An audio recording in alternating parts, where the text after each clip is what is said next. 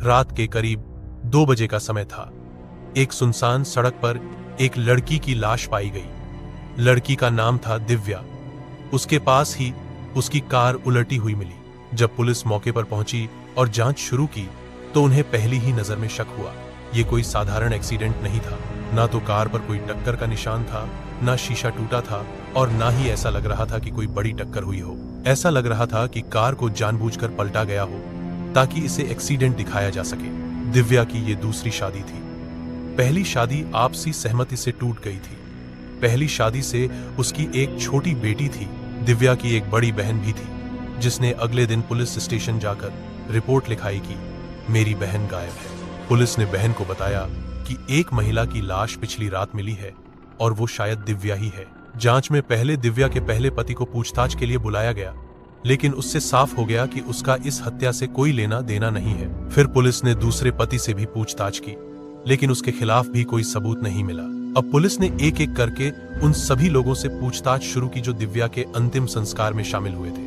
दिव्या के अंतिम संस्कार में एक तांत्रिक भी मौजूद था जिसका नाम था प्रदीप। दिलचस्प बात यह थी कि प्रदीप को सिर्फ दिव्या जानती थी, उसके अलावा वहां किसी को नहीं। पुलिस ने प्रदीप से पूछताछ की, लेकिन उसने सब कुछ नकार दिया और बोला, मैंने कुछ नहीं किया है। काफी दिन बीत गए, लेकिन कोई ठोस सबूत नहीं मिला। फिर भी पुलिस का शक तांत्रिक प्रदीप पर ही बना रहा। एक दिन पुलिस ने प्रदीप को थाने बुलाया और एक चाल चली।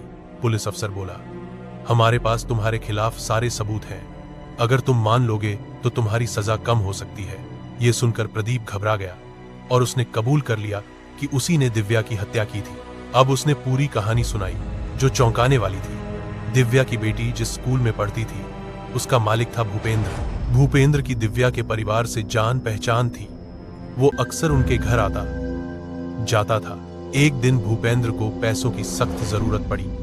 उसने दिव्या से 30 लाख रुपए ब्याज पर उधार लिए और हर महीने ब्याज चुकाने लगा। कुछ महीनों बाद भूपेंद्र पर बहुत दबाव आ गया। उसे लगा कि अगर किसी तरह ये कर्ज माफ हो जाए तो उसकी जिंदगी आसान हो जाएगी। भूपेंद्र ने ये बात एक तांत्रिक प्रदीप को बताई। प्रदीप ने एक चाल चली। उसने दिव्या के घर के बाहर हड्डियां, राख, सिंदूर वगैरह फेंकना शुरू किया। हर सुबह दिव्या उठती तो उसे दरवाजे पर तांत्रिक चीजें मिलती। वो घबरा गई और अपने दूसरे पति को बताया। पति ने कहा, शायद कोई तांत्रिक कर रहा है, संभल कर रहो।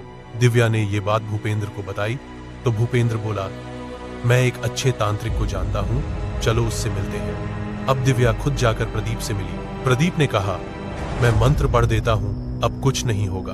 और अगले दिन से सच में सब कुछ बंद हो गया, क्योंकि ये सब प्रदीप ही कर रहा था। अब दिव्या को प्रदीप पर पूरा भरोसा हो गया और वो अपने रहस्यों और समस्याओं को लेकर उसी के पास जाने लगी। एक दिन दिव्या ने प्रदीप से कहा कि मेरे पति की पहली पत्नी को कैंसर है, वो बस कुछ दिनों की मेहमान है, आप कुछ ऐसा करिए कि वो जल्दी मर जाए। प्रदीप ने दिखावा किया कि वो कोई मंत्र करेगा, लेकिन असल में कुछ नहीं किया।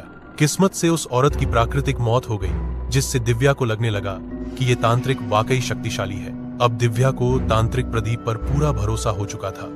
एक दिन उसने प्रदीप से कहा, भूपेंद्र ने मुझसे 30 लाख रुपए उधार लिए हैं, आप ऐसा कोई तंत्र मंत्र कीजिए कि वो ये पैसे कभी वापस ना कर पाए और उसे हर महीने हमेशा ब्याज चुकाना पड़े। इस काम के बदले दिव्या ने प्रदीप को 1 लाख रुपए नकद दिए, लेकिन प्रदीप ने ये सारी बातें भूपेंद्र को बता दी। भूपेंद्र ने कहा, मैं तुम्हें 3 लाख देता हूं, बस दिव्या को रास्ते से हटा दो। प्रदीप मान गया। रात के 2 बजे प्रदीप ने दिव्या को फोन किया और कहा, जिस काम के लिए आपने कहा था उसका आखिरी मंत्र करना है, अकेले आइए। दिव्या अकेले कार लेकर निकल पड़ी और एक सुनसान रास्ते पर प्रदीप से मिली। प्रदीप ने कहा, कार से नीचे आइए, यहां बैठिए, मैं मंत्र शुरू करता हूं। जैसे ही दिव्या बैठी, पीछे से भूपेंद्र आया और एक पत्थर से दिव्या के सिर पर वार किया, जिससे उसकी मौत हो गई। फिर दोनों ने मिलकर कार को जानबूझकर पलटा ताकि ये एक हादसा लगे और वहां से फरार हो गए। प्रदीप की कबूलनामे के बाद पुलिस ने भूपेंद्र को भी गिरफ्तार कर लिया। कोर्ट में दोनों को उम्र कैद की सजा सुनाई गई। एक महिला जो मदद और भरोसे की तलाश में थी, वही भरोसा उसकी मौत की वजह बना। भरोसे की आड़ में जो खेल खेले जाते हैं वो अक्सर सबसे खतरनाक होते हैं। ऐसी ही और सच्ची घटनाओं पर आधारित वीडियो देखने के लिए लाइक करें और सब्सक्राइब करना न भूलें। धन्यवाद।